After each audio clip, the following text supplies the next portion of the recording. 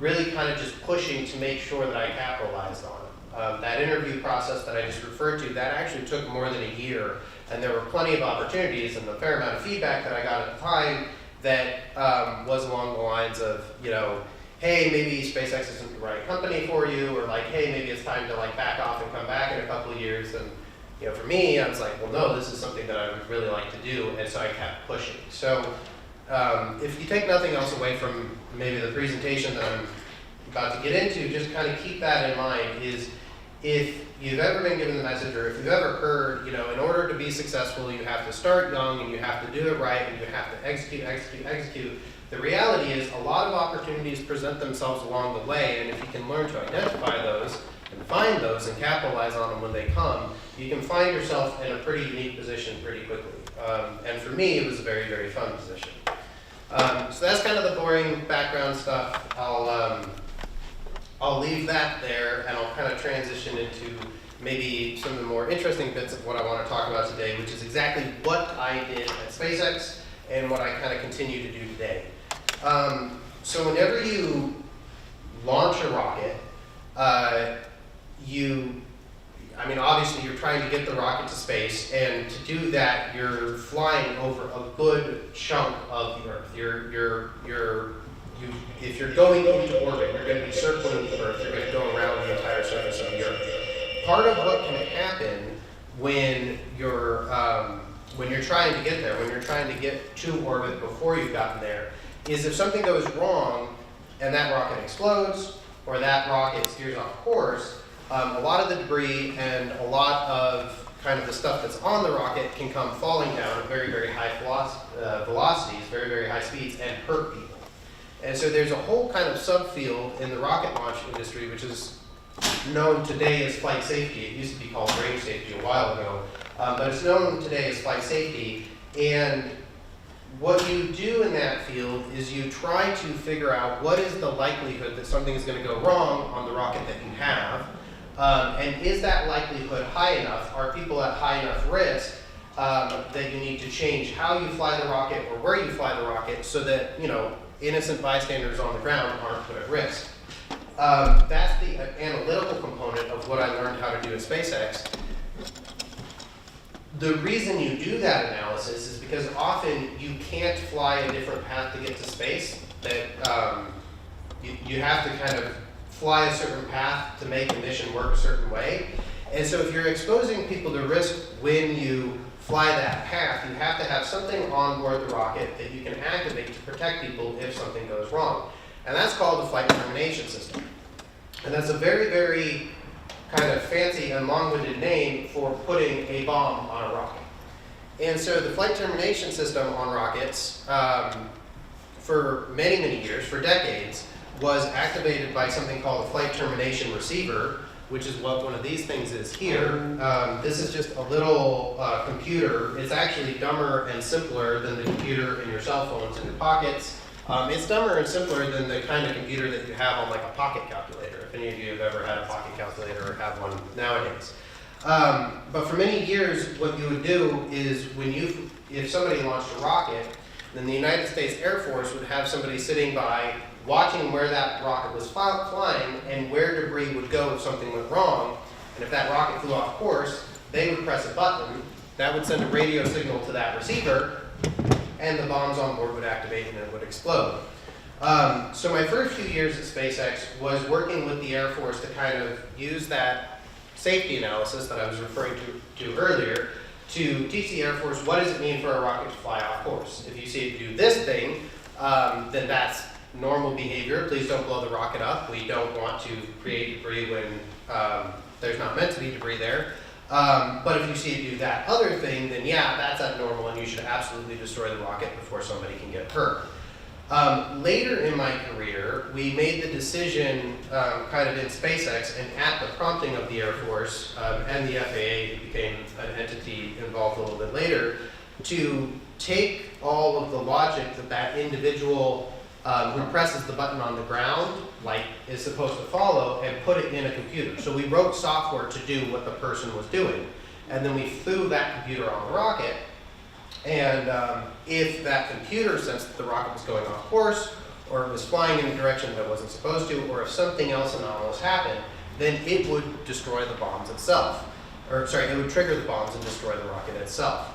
And so the last half of my career at SpaceX was really focused on writing that software and trying to codify in programming language, if your GPS is showing you that this thing has happened, blow the rocket up, otherwise don't blow the rocket up, and so on and so forth. That was a hard enough and interesting enough task in and of itself. It got really interesting when we started trying to land rockets. So when you're trying to send something to space, when you're trying to send something to orbit, because of how fast you need to get going, the easiest and best way to get there is to shed big chunks of your rocket on the way. So you do something with your rocket called staging, which is to say you launch this rocket that's literally the size of a skyscraper, and about 3 minutes into a flight, about 3/4 of that rocket separates and falls back to Earth. And for many, many, many years, those pieces that fell back to Earth just fell into the ocean, and they sank to the bottom of the ocean, and that was it. At SpaceX, we decided we wanted to start recovering those pieces that we jettisoned so that we could try and recondition them and fly them, which meant that we designed that bottom half of the rocket, the first stage as we called it, to fly back towards land and land on land. It turns out that's a pretty tricky thing to do for a number of reasons, and I'm going to show you some examples of just how tricky that can be in a second. But before we tried to land on land, what we did first was we decided to try and land on a boat a few times. And a few pieces of the hardware that you see up here, like this guy, this actually came out of one of the rockets that we kind of smashed into the side of the boat and then turned into a fireball. We were lucky enough to get some of the debris pieces on the boat, and then since my job was trying to analyze where debris could go if the rocket failed, I had the privilege of being able to go plunder what was left of the rocket off the boat and take some of it home as souvenirs. So this here actually is a piece of a rocket. This sits inside of the main fuel tank on the rocket and kind of keeps some hardware fixed there. It's called the support strut. This is one of the connectors to one of the computers on the first stage of that same flight. I mostly kept this because I was surprised to find out that some of the wire pins were still here. So even though we blew the computer itself completely to smithereens and we couldn't find it, somehow the connector, the piece that connected the wires into the computer, worked fine. So that was a lesson learned. And there's some other pieces here. But just to take a quick pause and to show you guys what I'm talking about when I talk about landing rockets, we started trying to do the first landings, I want to say in 2014, and I think we had 7 failures, which means we crashed 7 rockets into the deck of a boat before we finally figured out how to do it and not blow the things up. And then immediately after we did it once and convinced ourselves we could land it without blowing it up, we decided to land it on land where there were people. So I'll come to that in a second. But hopefully this will kind of give you guys a bit of a taste of what it looks like when you're trying to land rockets and you have no idea how to go about doing that. So this is the second time we tried to land it. That's most of the debris that ended up in the ocean there. This was in our test facility in Texas. We kind of did a gainer and then blew it up in the sky by accident. Interestingly, the FTS activated there, so that was the bombs that we were programming that blew that thing out of the sky. It's not the rapid unplanned disassembly? Yeah, and so we have a euphemism in the rocket world. When you blow up a rocket, nobody likes to say that they exploded it. So that one right there, all those debris pieces you see flying, these are some of those pieces. That was the one that I got the debris off of. That one we landed, but we broke one of the landing legs, so then it fell over and that happened. I forget how many more there are. Fun story about that piece of debris you might have seen shooting off through the sky there in a second. That was another landing leg collapse.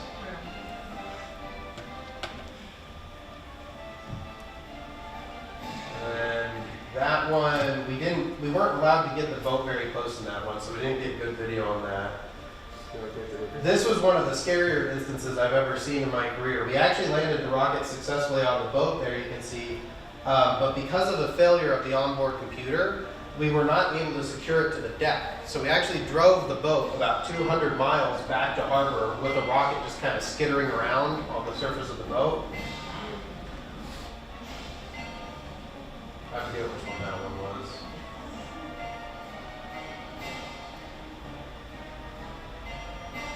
And this was the first time we actually successfully landed it. And you can see here we're not landing on a boat. We actually landed on land the first time.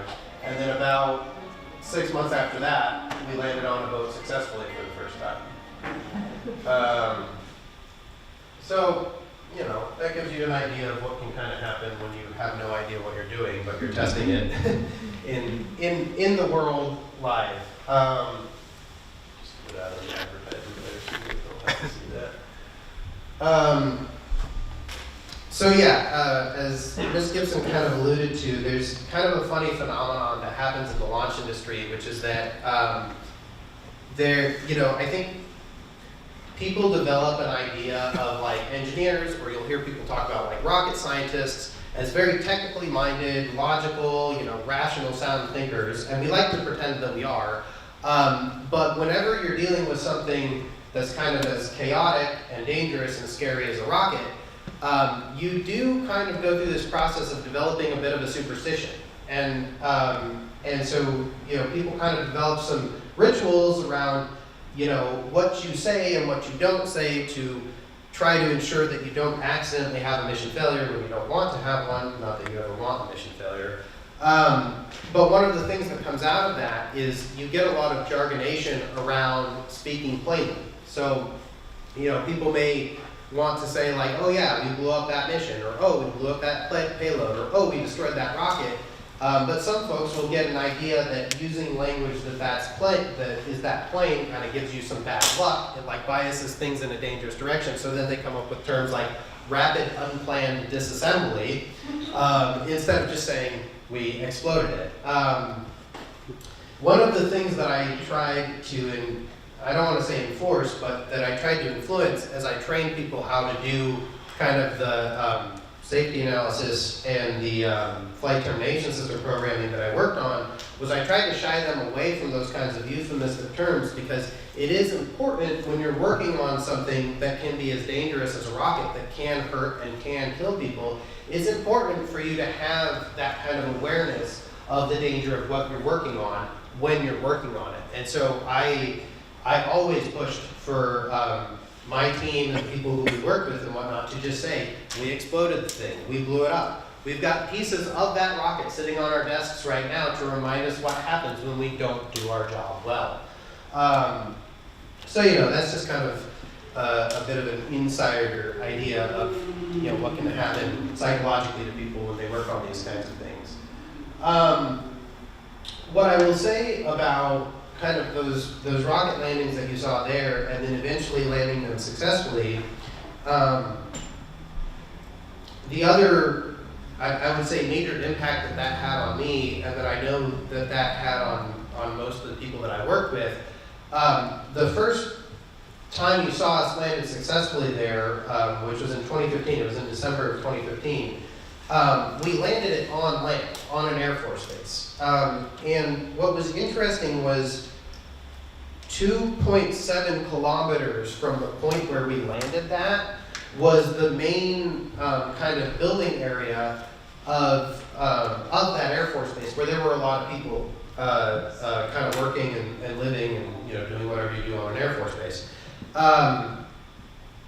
Normally when you're flying a rocket, you can find a path to fly that is predominantly over the ocean, away from people, in a direction that is not going to risk human lives, which is again why we start with the flight safety analysis first, because you can usually prove that you're not risking any lives. But when you're landing a rocket, you're flying that thing directly back at groups of people. And so you really, really have to find a way to be confident that the software that you're writing, the analysis that you're doing, the systems that you're building are going to work as intended, because if they don't, it can go very wrong, very dangerously, very quickly. Now, luckily, in my whole time at SpaceX, and as far as I know, since I've left SpaceX, we've never actually had anybody get injured due to a rocket landing or due to a rocket flight. We certainly had some missions where things got very, very sketchy, and particularly on the boat that you saw there, where we were landing the rocket, it's important to note that that boat, when we land on it, is unmanned. There's nobody on that boat itself. But there are crews who operate on a support boat and a tugboat about 5 kilometers away, that's about 2.5 miles away, from where that rocket was landing. And those individuals, most of which were also engineers, they really were exposed to a very, very high level of risk. And they had some stories of, not just the risk that a landing rocket posed to them, but also just kind of risks associated with what it means to try and, be on a boat out in the middle of kind of high wave oceans when you're trying to, manage a bunch of personnel and whatnot. So there is kind of a safety component to everything you're doing in engineering. Whether you're somebody who's on the boat launching weather balloons, whether you're somebody who is back at the rocket factory running tests, trying to make sure the next rocket will work, or whether you're somebody who's programming, bombs on a rocket, there's kind of a safety component to everything that you're doing. I think one of the things that we all learned as we were kind of trying to figure out how to land rockets for the first time and so on and so forth, was we all had to kind of grow up a little bit about how dangerous what we were doing really was and how careful we had to be. And so, that's another thing that I'll kind of note in terms of, the overarching theme of, STEAM Week and science, technology, engineering, art, and mathematics is one of the great things about coupling art, kind of some of the humanities disciplines, into the problem of developing technology or developing rockets or whatever else, is that it does bring you back to the human component of it, and it does kind of force you to face the fact that any technology you're working on, like we like to think of technology as some just kind of neutral gizmo in our pocket, and it's how we use it that is ethical or unethical, but the reality is any technology that you're working on, it's changing you as you're changing it. As you're building it, it's impacting how you approach problem solving, and it's impacting how you approach problem solving not just on that technology, but in the rest of the world. And I do think that that is one of the good things about bringing art back into the STEAM fold. So that's a little bit of a tangent there. The other thing that I'll go ahead and mention, since I alluded to it a little bit earlier, is that a lot of what you've heard me talk about so far has been like very much focused on kind of like the final product. Like, what's the thing you're building? What did you have to do to get to where you built it? And then what happened once you built it? We built a rocket, we put some bombs on it, we tried to land it, and in some cases we created debris that I went and scraped off the boat deck. In other cases it landed successfully and we all celebrated. But there's a big buildup to any piece of technology that has to happen before you get to that, put it in the field and fly it and do whatever it's going to do. And there's an enormous amount of work to be done, whether that's engineering or more technical work or more handiwork in terms of building and assembling, that has to lead up to that point. And so while I was working on the flight termination system, part of the fun part of the job for me was that as we were trying to test the software that we were putting on these little computers that we were bolting onto the rocket, I was testing that on my computer at my desk. And so what you can see here is, this is just a test harness. This circuit board here itself is one of the original, I don't think we fly this one anymore, but this is one of the original autonomous flight termination units. So this is the size of the computer that's making those decisions, whether to blow it up or not. I mean, they're really little things. And we soldered this cable into it, and then put the other end of the cable. Does anybody recognize this kind of connector? Does anybody? It's a USB. So this actually just plugged right into my desktop computer, and more often than that, into my laptop at work.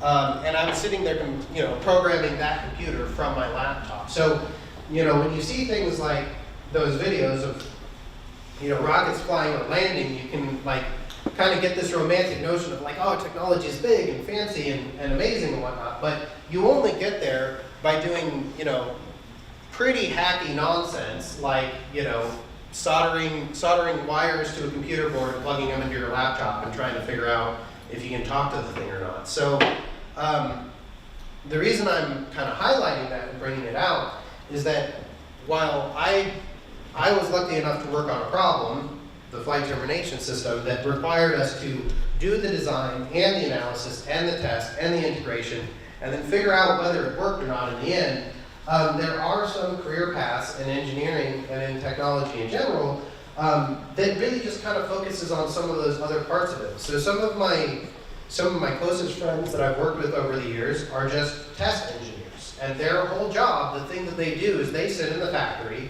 and they'll get, you know, batches of like 1,000 of these things, and they'll bring them in and they'll plug them into a rack of computers and they'll run them through a bunch of tests and see if they do what they're supposed to do. And their whole design effort is designing how to set up those tests so you can test a lot of things very, very quickly. Your cell phones that you guys have in your pockets, these things are tested in batches of 10,000 or more units at once. And so there's a whole kind of work that is just focused on figure out if something is going to work or not. The other aspect that I think a lot of people don't think about when they think about kind of technology and engineering is what it takes to get to the point where you're putting kind of a wrench on the bolt. Like who are the people who are you know, bolting things together and trying to just like make them work and so on and so forth. Again, a fair number of my colleagues and some of the people that I enjoyed working with the most over the course of my career were what we call launch site engineers. These were people whose engineering background tended to be pretty unique, but they were the ones who were at the launch pad assembling the rocket, hooking up fluid lines to fill it up with, you know, kerosene and gas and liquid oxygen and so on and so forth. And most of their time on the job was outside in the field trying to bolt hardware together to build a launch pad. And I'll just wrap it up with one quick story because it's one of my favorite stories. One of the guys that I knew who was a launch site engineer, he went on to become our launch director at SpaceX for a long, long time. So his voice was the voice that you would hear doing the 10, 9, 8, 7, 6. That guy, when he started his college path in community college.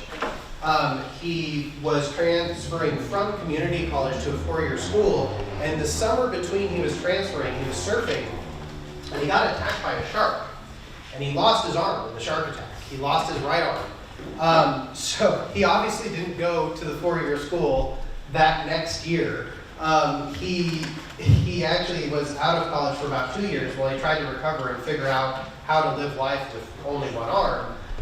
He eventually got through that mentally, came back, was able to get his four-year degree after working through some bureaucratic stuff, and then he went on to become kind of the guy who literally launched the rockets that we built at SpaceX. And so, again, kind of coming back to that original theme of, you know, don't think that there's like one set path to get into technology. Most of the people that I work with and most of the people that I know wound up in pretty cool jobs, not the way they planned. I mean, I guarantee you that particular individual did not get attacked by a great white shark in his life plan. That was not part of what he set out to do. So, you know, if you guys are interested or curious or have any, you know, ambition towards technology in general, what I would say is figure out what you like to do.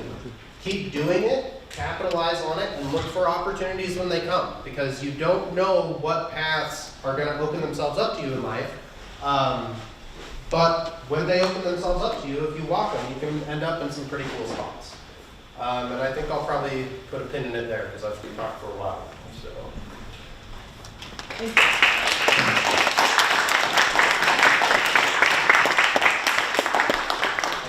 For coming and talking with us. we have a certificate for you. To say thank you for coming and sharing your story. And I hope you guys found that interesting and awesome. I know I did. I've known Brady for a while, but I didn't know all of the details and how he got where he was. I think it's pretty amazing. We do have lunch for you all. Mr. Rabb, how are we going to organize that? Oh, make sure you scan the QR codes that got passed around so that you can, why are we having? So when you're done filling it out, you're going to go over there by Mr. Medina, show him your QR code, and then you get a slice of pizza. Again, let's give Mr. Jackson a round of applause.